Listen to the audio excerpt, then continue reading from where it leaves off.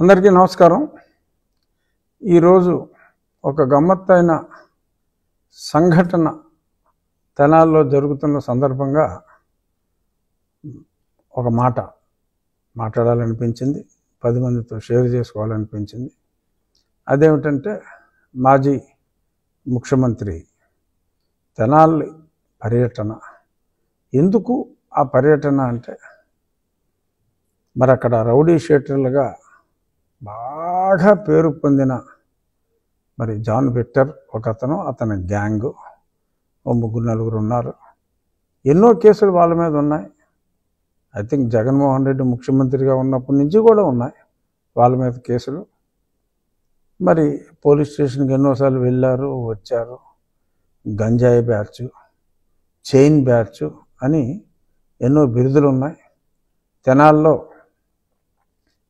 ఎంతో పేరు ప్రసిద్ధిగాంచిన ముఠా, గంజాయి ముఠా వాళ్ళని చెప్పి విశిష్టమైన ప్రాధాన్యత సంతరించుకున్న ఆ రౌడీల్ని మరి ఒక హెడ్ కానిస్టేబుల్ మీదే, ఒక బీసీ హెడ్ కానిస్టేబుల్ మీద హత్య ప్రయత్నం చేశారు. మరి అతని శ్రీమతి కూడా ఎంతో వాపోయింది. ఆ అమ్మాయి దళిత సామాజిక వర్గానికి చెందిన అమ్మాయి, వారు ప్రేమ వివాహం చేసుకున్నారని పేపర్లో చదివా. మరి ఒక కానిస్టేబుల్ మీదే, హెడ్ కానిస్టేబుల్ మీదే ఈ బ్యాచ్, గంజాయి బ్యాచ్ దురాఘాతం చేస్తే మరి పబ్లిక్లో కూడా ఒక అవేర్నెస్ రావాలి. ఏదో చాటున వాళ్ళని దండించిన అలా అలా జైలుకి వెళ్ళటం రావటం ఒక అలవాటుగా మారిపోయిన ఆ దుండగులకి ఏ శిక్ష విధించినా తప్పులేదు. మరి పబ్లిక్లో ఓకే, చట్టపరంగా తప్పే. ఎలాంటి చోట్లే చట్టం, న్యాయం, ధర్మం అనేవి కూడా వస్తూ ఉంటాయి. అధర్మం ఏం కాదు, అన్యాయం ఏం కాదు, కానీ డెఫినెట్గా చట్టానికి కాస్త వ్యతిరేకమే పబ్లిక్లో అలాగా చేయటం. మరి ఒక డాక్టర్ని, సుధాకర్ని నడి రోడ్డు మీద కొట్టించిన వ్యక్తి అప్పటి ముఖ్యమంత్రి. మరి సుబ్రహ్మణ్యాన్ని పార్సిల్ చేసిన వ్యక్తిని మద్దతు ఇచ్చిన వ్యక్తి అప్పటి ముఖ్యమంత్రి. ఇలా ఎన్నో ఉన్నాయి. చాలామంది కూడా మాట్లాడినట్టున్నారు. ఆ విషయాలు నేను వెళ్ళను. కానీ ఈరోజు మరి అతనికి మద్దతు తెలియజేయటం కోసం మరి ఒక మాజీ ముఖ్యమంత్రి హోదాలో పనిచేసిన వ్యక్తి, అతని గత చరిత్ర చూసుకుంటే, ఆ మాజీ, ఇక్కడ నేను చెప్పేది గంజాయి బ్యాచ్ గురించి కాదు, మాజీ ముఖ్యమంత్రి గత చరిత్ర చూస్తే, మరి అప్పట్లో ఎంపీగా అదే పార్టీలో ఉన్న నన్ను 4 మంచి వ్యాఖ్యలు చెప్పినందుకు, అంటే సలహా, ఇప్పుడు క్రిటిసిజం ఎప్పుడూ స్ట్రాంగ్గానే ఉంటుంది, పొగడ్తలో మరి బాధ అనిపించవచ్చు. మరి అప్పుడు నేను జరుగుతున్న తప్పుల్ని వివరించవలసిన పరిస్థితి వచ్చినప్పుడు మరి తప్పుల్ని ఎత్తి చూపడం జరిగింది. మరి దాన్ని అన్యదా అతనప్పుడు భావించి నన్ను దారుణంగా చిత్రహింసల పాలు చేశాడు. చూసి ఆ వీడియో, రోడ్డు మీద వాళ్ళని కొట్టింది నథింగ్. 120 నుంచి 125 సార్లు నన్ను 5 విడతలుగా ఆ సునీల్ కుమార్ గారు పంపించిన బ్యాచ్ కొట్టారు. నన్ను జగనే పురమాయించాడు, అందులో ఏం డౌట్ ఏమీ లేదు. ఇది ఇండైరెక్ట్గా నాకు ఏదో మూల లింక్ అయిన సబ్జెక్ట్ కాబట్టి ఉపసభాపతి స్థానంలో ఉన్నప్పటికీ నేను మాట్లాడవలసిన పరిస్థితి. సో నన్ను ఎంత చిత్రవత్ చేశారు, ఆ వీడియోలు అన్నీ కూడా ప్రజాబాహుల్యంలో ఉన్నాయి. మిలిటరీ హాస్పిటల్ క్లియర్ రిపోర్ట్లు ఇచ్చారు, అది అందరికీ తెలిసిందే. ఇప్పుడు ఎందుకు వచ్చిందంటే, మరి దెయ్యాలు వేదాలు వల్లించినట్టు అన్యాయంగా నన్ను కొట్టారు. ఇప్పుడు దారుణమైన గంజాయి బ్యాచ్ని మరి కొడితే పోలీసులు వాళ్ళ మీదే హత్యా ప్రయత్నం చేసిన వాళ్ళని, పైగా తగుదనమ్మా అంటూ పరామర్శకు వెళ్ళటం, లా అండ్ ఆర్డర్ని ప్రొటెక్ట్ చేయవలసిన బాధ్యత ప్రజాప్రతినిధులది.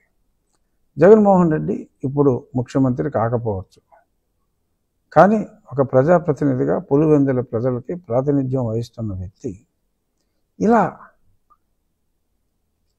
గంజాయి చేసే బ్యాచ్కి నోన్ శిక్ష పడి జైలుకి కూడా వెళ్ళి శిక్ష కన్ఫర్మ్ చేసి వచ్చిన బ్యాచ్కి తన మద్దతు తెలియజేయటం, మరి ఇది దిగజారుడు ఓట్ల రాజకీయానికి పరాకాష్ట.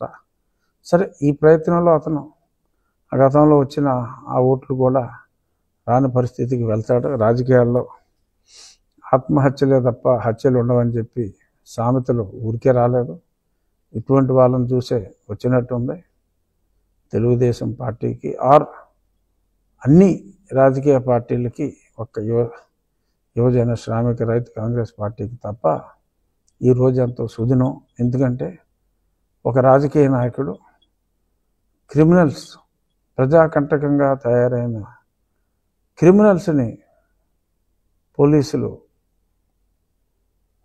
ధర్మం ప్రకారం శిక్షిస్తే, మరి వాళ్ళకు మద్దతుగా ఇటువంటి వెధవలకి నేనున్నాను అంటూ మరి అక్కడికి వెళ్ళి భుజం తట్టడం అనేది ఆత్మహత్య సదృశ్యం. This is going to be political Waterloo. Anyhow, ఇక్కడ ఇంకొక యాంగిల్ కూడా నేను స్పృశించాలనుకుంటున్నా. ఒక నిందితుడు పేరు జాన్ విక్టర్. డెఫినెట్గా John Victor can't be a Hindu. I mean, he can't belong to SC community as per the Constitution. రాజ్యాంగం ప్రకారం మన సుప్రీంకోర్టు చెప్పిన దాని ప్రకారం కూడా మళ్ళీ కొంతమందికి డౌట్లు వచ్చి, నేను ఎన్నోసార్లు చెప్పా, మరి చాలామందికి డౌట్లు వచ్చినాయి. మన రాష్ట్రాల్లోనే కాదు, ఇతర రాష్ట్రాల్లో సుప్రీంకోర్టు కూడా తేల్చి చెప్పింది ఒకసారి మతం మారిన తర్వాత. మరి జాన్ విక్టర్ డెఫినెట్గా వెరిఫై చేస్తే తను బీసీసీఏ అవుతాడు. మరి దళితుడని చెప్పి మళ్ళీ రెచ్చగొట్టడం, ఇవన్నీ కూడా దిగజారుడు రాజకీయాలకి పరాకాష్ట. ఇక్కడ నేను గతంలో మాట్లాడిన అంశం ఈ అంశం కాబట్టి ఈ అంశాన్ని మరి నన్ను దారుణంగా హింసించిన వ్యక్తులు సరే ఏమీ చేయలేదు అని చెప్పి తప్పించుకోవాలని చూస్తున్నారు. సరే, ఆలస్యమైనప్పటికీ నో డౌట్ ఆలస్యమైంది. ఇప్పుడు వచ్చి సునీల్ కుమార్ని ఇంకా పిలవలా. బహుశా అతను వెనుకున్న, అతను ఊహల్లో సృష్టించుకున్న ఆర్మీని నిజంగా ఉన్నారని ఎవరైనా భయపడుతున్నారేమో నాకు తెలియదు. ఏదేమైనప్పటికీ ఇప్పటివరకు సునీల్ కుమార్ని పిలిచి విచారించకపోవటం డెఫినెట్గా అది సముచితం కాదు. బట్ ఎనీహౌ, చట్టం పరిధి ఎక్కువ, ఆలస్యమైనప్పటికీ న్యాయం జరుగుతుందనే విశ్వాసం నాకు ఉంది. ఏదో రామాయణంలో బ్రతుకు అట్లాగా ఆ టాపిక్ వచ్చింది. ముఖ్యంగా నేను చెప్పాలనుకున్నది, రాజకీయాల్లో ఆత్మహత్యలు తప్ప హత్యలు ఉండవు. ఏ ప్రభుత్వంలో అయినా లా అండ్ ఆర్డర్ బాగుంటేనే ప్రజలు సురక్షితంగా ఉంటారు. అటువంటి ప్రభుత్వాన్ని ప్రజలు కోరుకుంటారు. మరి ఇవాళ ఇటువంటి గంజాయిని కూకటి వేళ్లతో పెకిలించి వేయాలి అని చూస్తున్న ప్రభుత్వం ఒకవైపు, వాళ్ళకి తన సంపూర్ణ మద్దతు తెలుపుతున్న ఓన్లీ ప్రతిపక్షం మరొక వైపు. చూద్దాం మరి ఈ రాజకీయ ఆత్మహత్య ఎటువంటి పరిణామాలకి దారితీస్తుందో వేచి చూద్దాం. నమస్కారం.